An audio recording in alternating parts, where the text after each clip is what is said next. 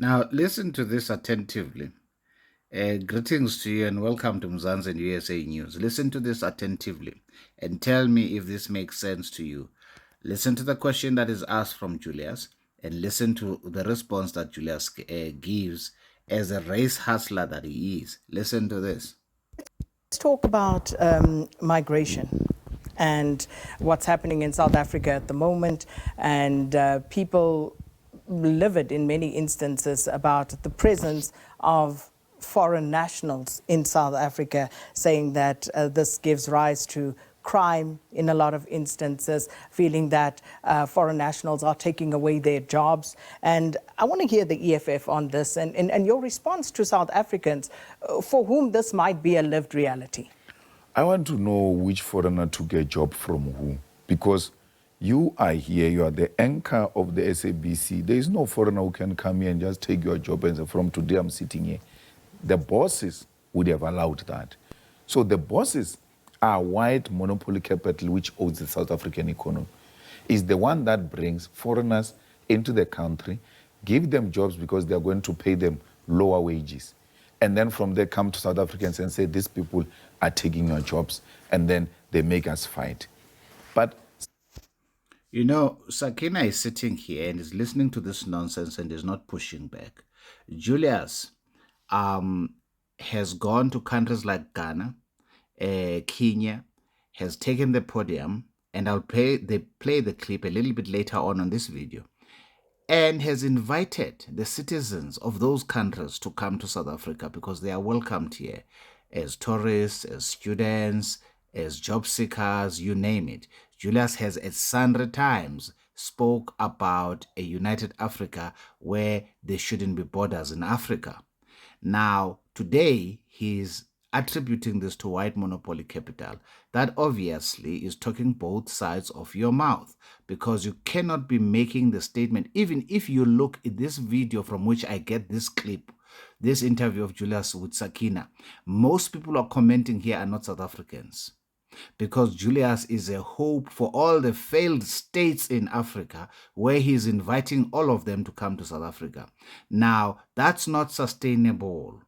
Even Chirwa, who's a member of the EFF, understands that that is not sustainable. Recently, she was interviewed and made it very clear that South Africa is a successful nation surrounded by a lot of unsuccessful nations, and that's not sustainable because those nations obviously will migrate. And she made an example to say people from the Eastern Cape come from the Eastern Cape to Gauteng looking for greener pastures, which is basically very true. But Julius is attributing people from Zimbabwe, Mozambique, Namibia, SADC region coming to South Africa because of white monopoly capital. That is absolute nonsense. Motsoaledi recently pointed out that when they took over from apartheid government, they took over fortified borders where it was almost impossible to penetrate them. And they collapsed them because they didn't believe, as the African National Congress, that there was a need for borders, which is the same message that was inculcated in Julius's head. Hence, he preaches that borders are Eurocentric in nature, which is a lie, by the way, because before the first European country conquered Africa, Africa had borders, it had empires. Egypt was an empire, the Ashanti Empire, for which Julius is fully aware of, because when he was talking in Ghana, he made reference to the Ashanti Empire. Okay, so it's very, very important, good people, for you to read for yourself and not listen to people who don't make sense, like Julius Malema, who likes to stir people up based on their race and color.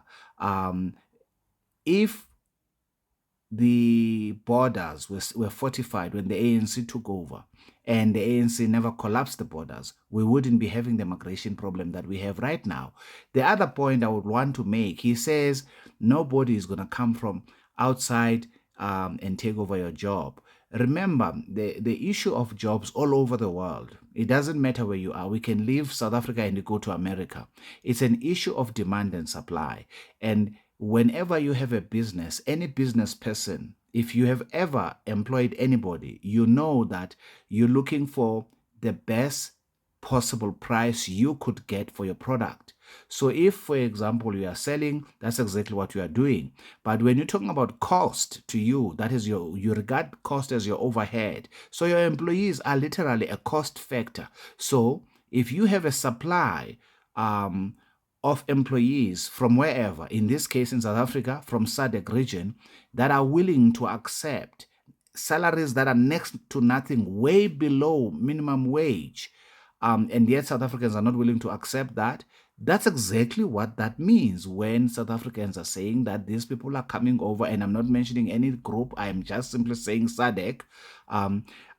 These people are coming here to take our jobs. I mean, you go to every spa in the country right now, you seldom find a South African tailor. And yet, South African matriculants are sitting at home doing absolutely nothing. They are indeed a lot of what we call businesses that are employing these people because it is cheaper to do so, not because they are the ones bringing them to the country. No, they are already here.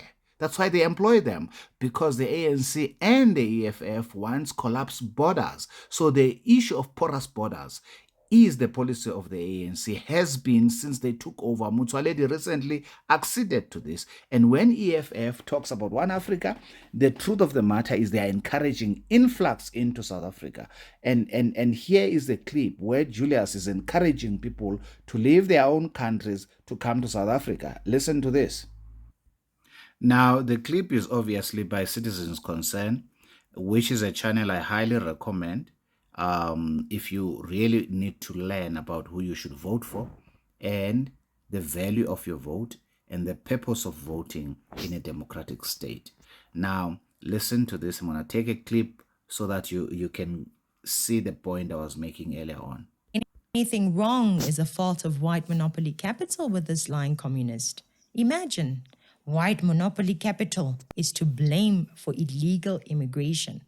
The government is black, and yet white monopoly capital is the one transporting illegals here.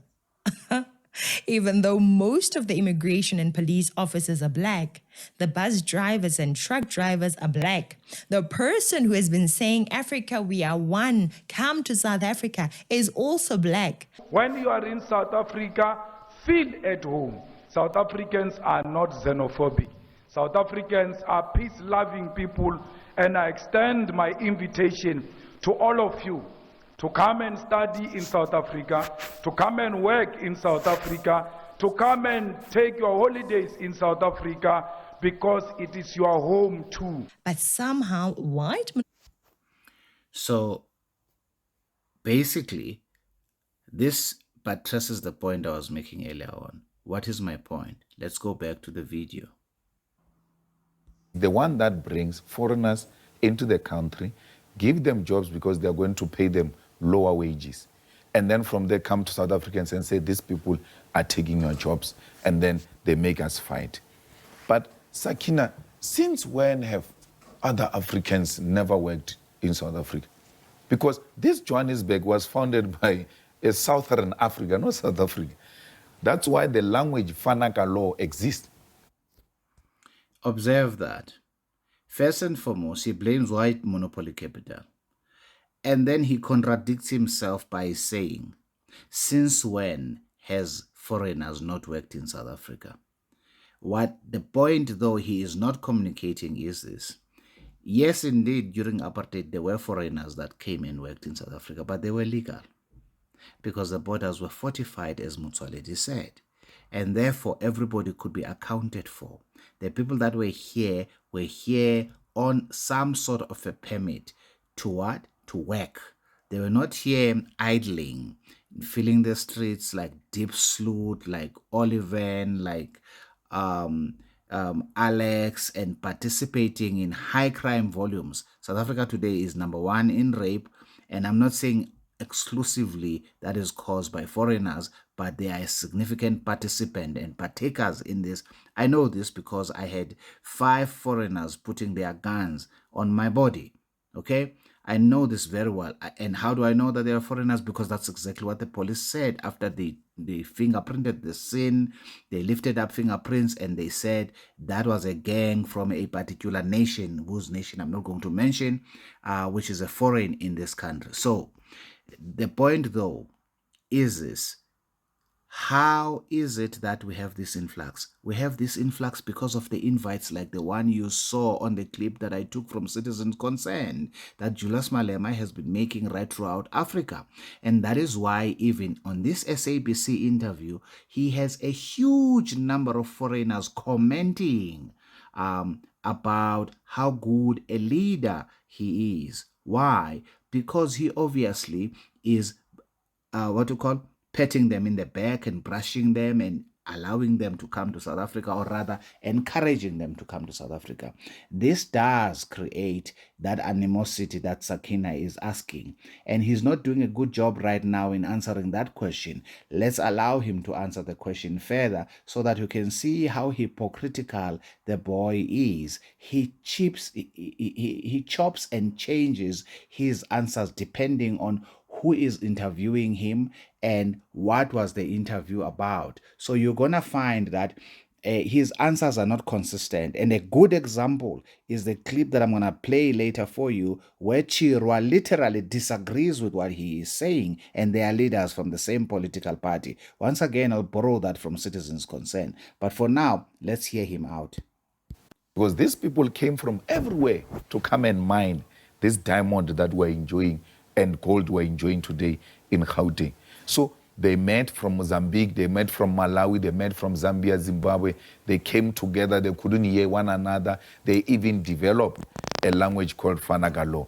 EFF was not there when that was formed. So it's not true that this is something that is happening for the first time. It has always been.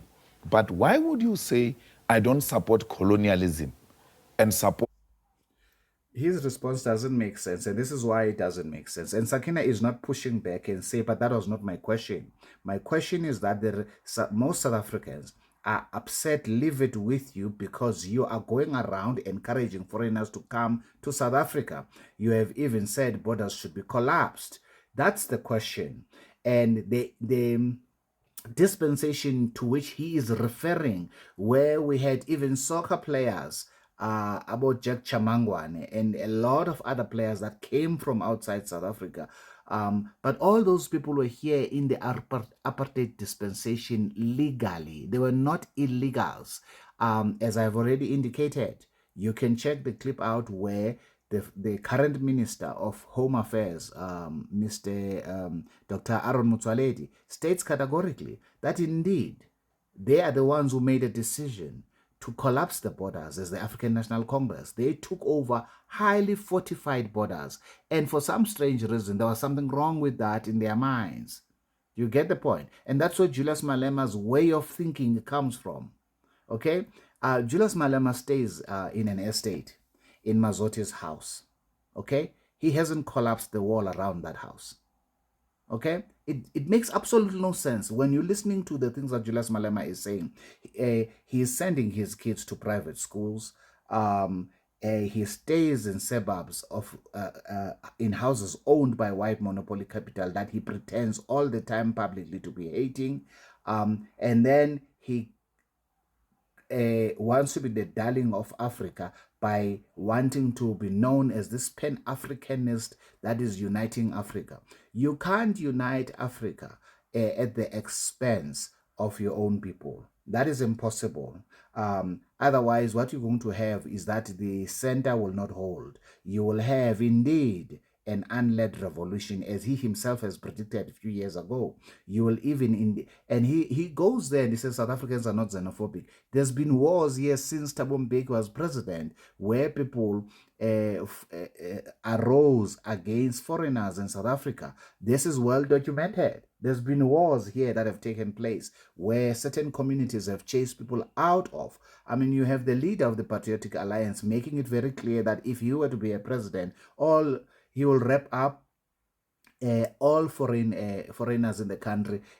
So this is a highly topical issue in South Africa, but he is, in his mind, think that I've got it covered because I'm Julius Malema and I'm simply saying that we are all one as Africans. No, we are not one. That is why, and the borders were there, as I've already indicated, even before Europeans set foot in Africa. Africa was already divided. And that is why you had empires. The fact that you had empires like the Ashanti Empire, like the Egyptian Empire, and all these other different empires is evidence of demarcation. The Mfatane Wars of Shaka was also evidence of demarcation. Hence, he came into certain lands and conquered. So, not only South Africa, Africa in its entirety has always been demarcated.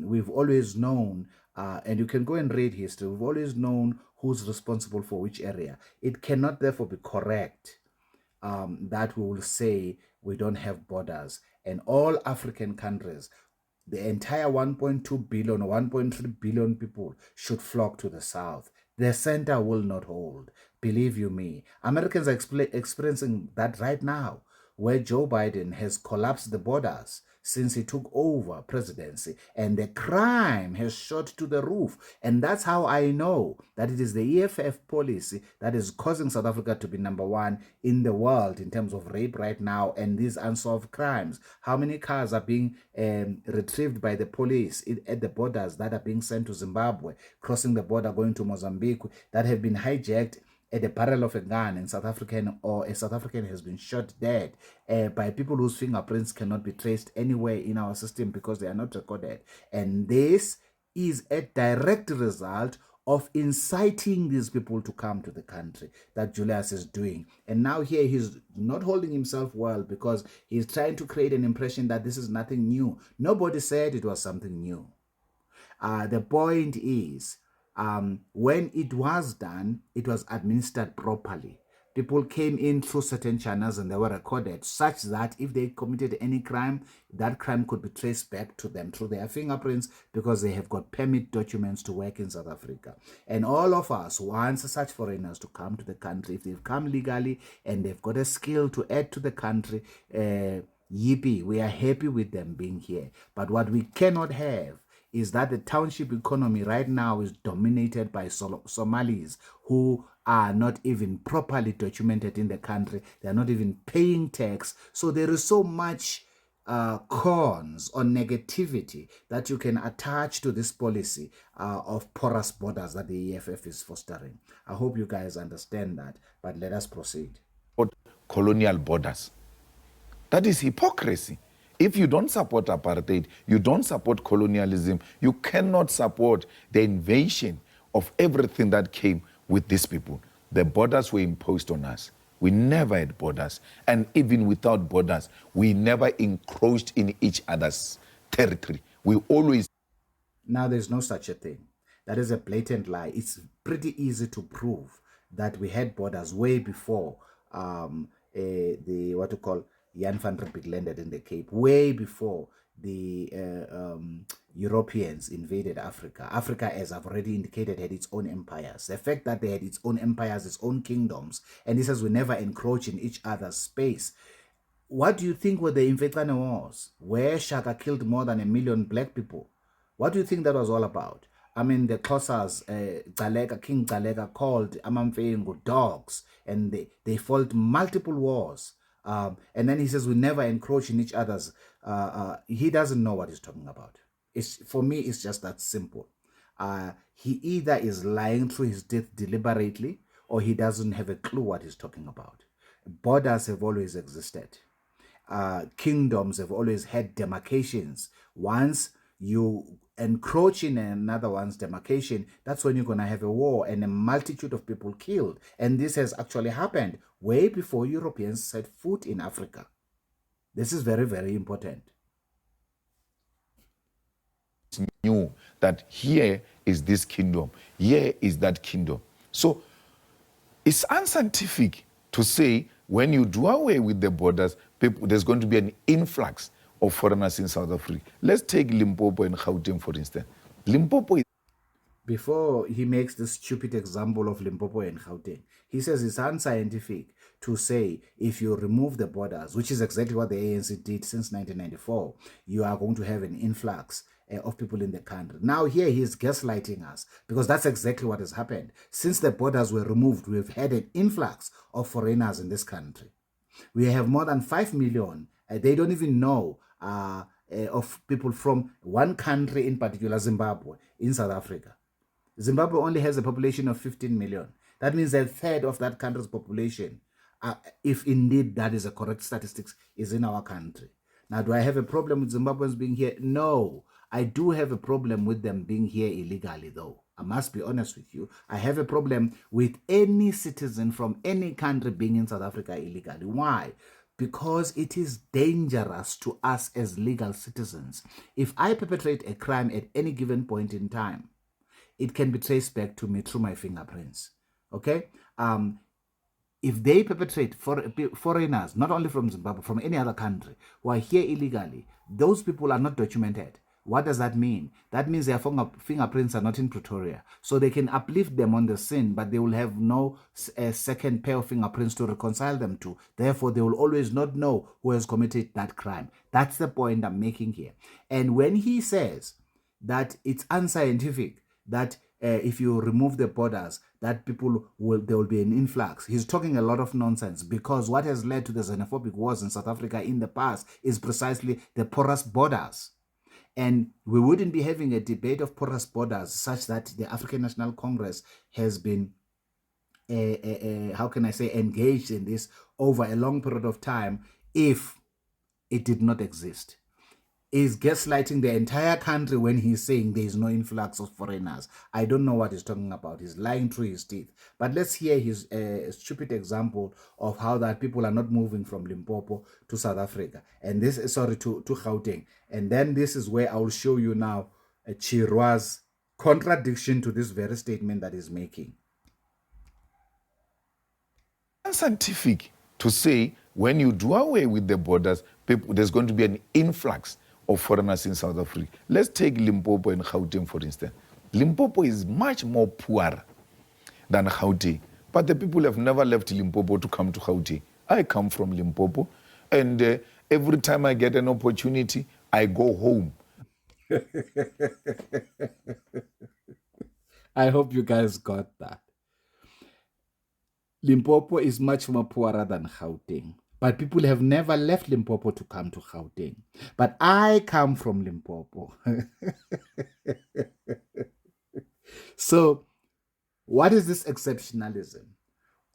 Is he not a person from Limpopo? What is he doing in Gauteng? If the assertion he just made was correct. And furthermore, we don't need Julius Malema telling us these lies to know them to be what they are. How many Limpopoans are in Gauteng? I've lost count. How many people from the Eastern Cape are in Gauteng? I'm one of them, and I know so many others who are from that province who are in Gauteng. I know so many who are from KZN who are in Gauteng. And now there is a great trek from the Eastern Cape and all other provinces into the Western Cape because the province is doing better. Okay? So it's complete nonsense, mumbo jumbo.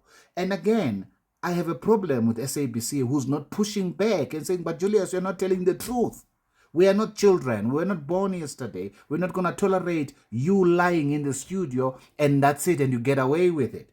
Because there are young people who keep on commenting on Julius's interviews, superior logic, clarity. Nonsense. What clarity? The boy is lying here. There's been a mass, you know how many people are in Gauteng. Gauteng is the smallest province in the country in terms of its geographical landscape, but yet has got more than 13 million here. No other province has that many people, including the provinces that are much bigger than Gauteng, like the Eastern Cape, like Mpumalanga, like KZN. These provinces are much bigger than Gauteng, but they don't have that many people who live in them. Why? As for Limpopo, people from Limpopo not coming from Gauteng, it's such that I cannot mention people's names. I can just list you a list of my, former colleagues who are from Limpopo. And they are probably wondering, what is Julius talking about? And you yourself listening to this video, you know a lot of people from Limpopo who are in Gauteng. And yet Julius is telling you that, no, do not believe your lying eyes. Believe what I'm telling you. You see, do you understand now why Katleho from Citizens Concern saying this lying communist? Because that's exactly what he's doing. He's lying through his teeth. Now, let's hear his lies again.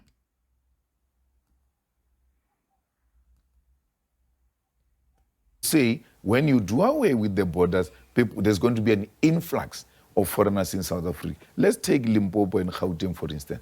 Limpopo is much more poor than Gauteng, but the people have never left Limpopo to come to Gauteng. I come from Limpopo, and every time I get an opportunity, I go home. I've got no intention, none whatsoever, to relocate my home into Gauteng. So it's unscientific to say because people are poorer and we are in a much better, relatively stable situation, they are going to come here and destabilize us. No one wants to come here. We want you, people of Africa, if you want to go and trade in DRC. I'm sorry, guys. You know, I don't like ad hominems in my videos. Ad hominems are personal attacks. But Julius is talking a lot of hogwash. This is hogwash. This is complete nonsense. He is literally saying to us, we are not to believe our lying eyes.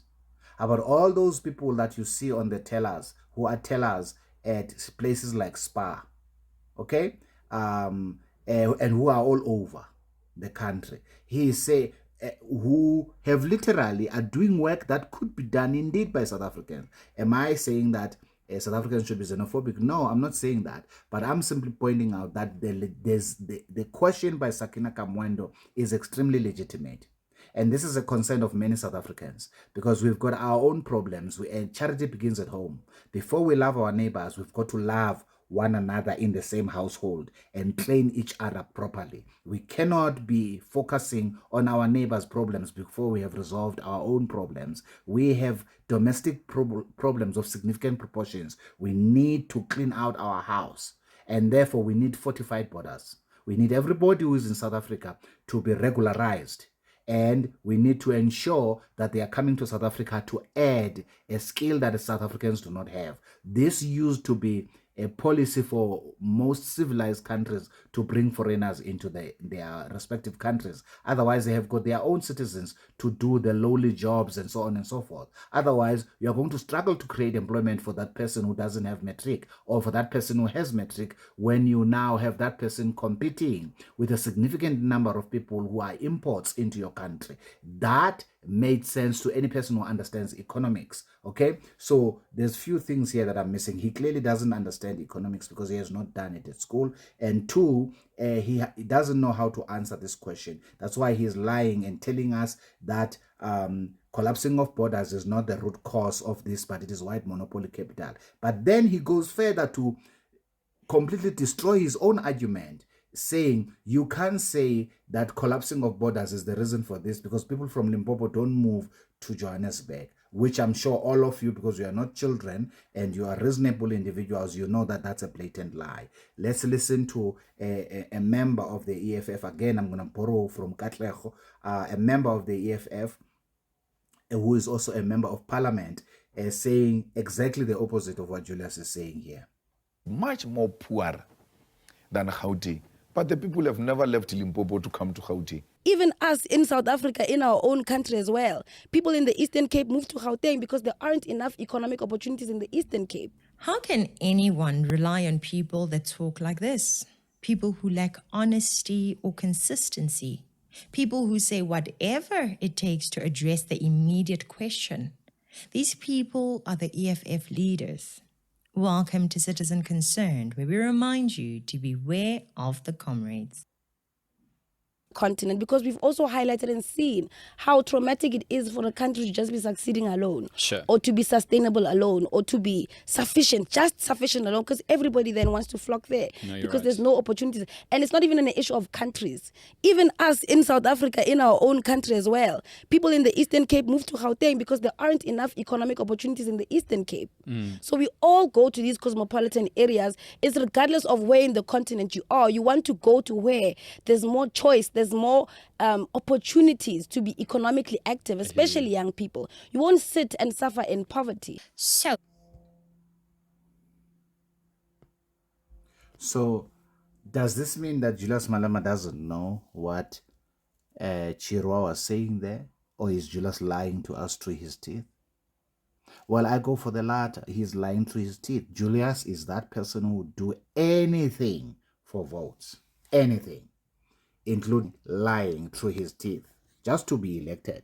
because he obviously has a dream to become the president of this country. Listen to this. In Gauteng, for instance, Limpopo is much more poor than Gauteng. But the people have never left Limpopo to come to Gauteng. I come from Limpopo, and every time I get an opportunity, I go home.